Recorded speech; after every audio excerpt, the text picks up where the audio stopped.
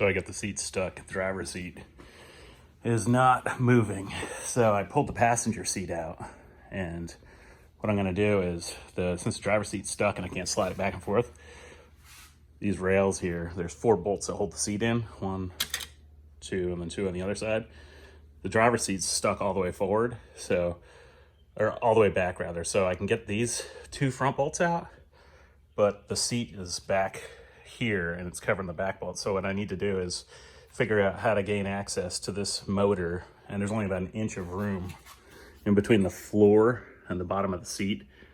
But I got to figure out how to get to this motor and power it so I can move the seat forward.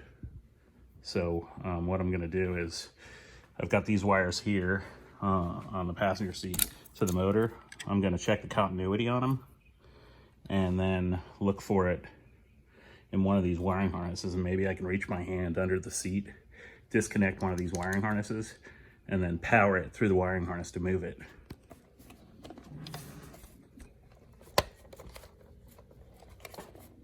So what I'm gonna do is check the continuity.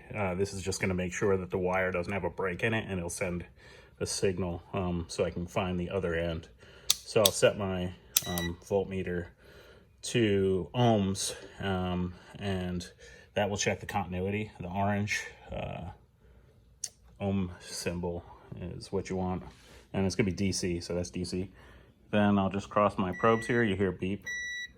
That's showing right there that there's continuity. So I'm gonna go ahead, and I've got the wires for the motor here. I'll put a probe in one end. It really doesn't matter which one, sorry. Put a probe in one end, and then I'll put a probe in the other. Okay, so I've got one of the probes in a pin up here, and I've only got one hand, so this is hard to show, but. All right, so I found the wire going in there, and you can see right there.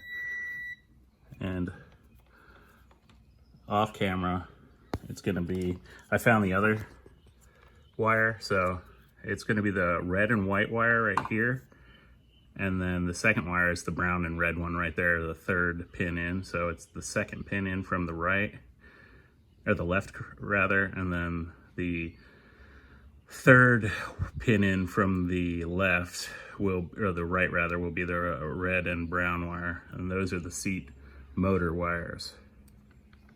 So now that I've identified the wires that I need, I made 2 jumpers, and I'm just gonna connect them to the pins. So there we go.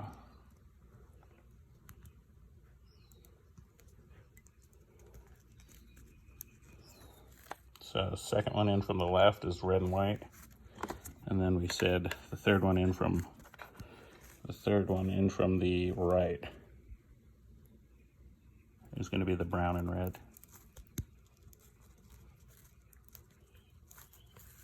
And it's the brown and red one right there. So 3rd in from the right, and then 2nd pin in from the left is the white and red. And then what I'll do is take my jumpers, and I have a DC battery here. I put the amp meter on, it's 6 volts. So I know it's under the 12 volts of power this will get. So I'll go ahead and connect it to the battery. Oops, there it goes. So we know that's gonna work. And that's how I will get my seat to move. All right, so I got the seat out, and we're good to go. It's exactly how I did it. So I had to reach under the seat here. You can see there's no room when it's in there. There's about 1 inch. And I mean, so I just had to unhook all those wires from all the wiring harnesses from the seat module and the seat memory, the memory power control module, which is that. It was a bitch, but it's this second one here, and that was enough.